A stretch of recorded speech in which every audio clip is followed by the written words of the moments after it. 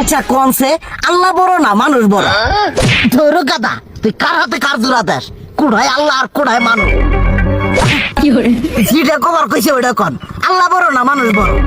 আল্লাহ তো বড়। আল্লাহ বড়, তাহলে আল্লাহর কথা না হইনা মানুষের কথা শুনেন কে? তুই কি কইতাছস? কি আর আল্লাহর কথা মানে না মানুষের কথা মানে? হ্যাঁ, কি আর মানুষের কথা শুনেন তাই না?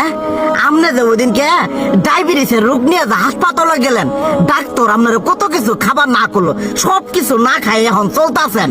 তাহলে আল্লাহ যে আপনারে কইছে যে হারাম খাবার না, সুদ খাবার না, কই আপনি তো কাম কাজ বাদ দিয়ে এলাকার আমাদের টাকা পয়সা না গায়ে খালি ওইলে দিয়েই খান। নিজেরা টেও হালাল ভাবে কামাই করেন না, ওই সুদ তো না কটা টিয়া করে লাভ আহে ওইলে দিয়ে দিয়ে চলেন আর পেট বড় বানাইছেন।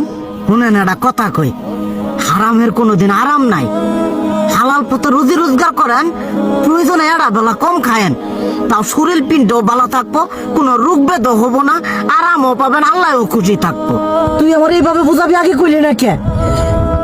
আসলে এই বিষয়টা তো আমি কখনো মাথায় এইভাবে নেই যে আমাদের কখনো ডাক্তার নিষেধ করলে ঠিকই আমরা নিষেধ মানি, কিন্তু উপর আল্লাহ যে কত কিছু নিষেধ করে দিয়ে সেটা মানি না।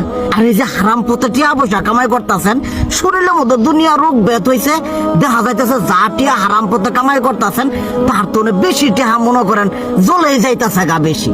আজকের পর থেকে আমি আর এই হারাম সুদ খামো না, আমি হালাল পথে চলবো, হালাল টাকা পয়সা ইনকাম করবো।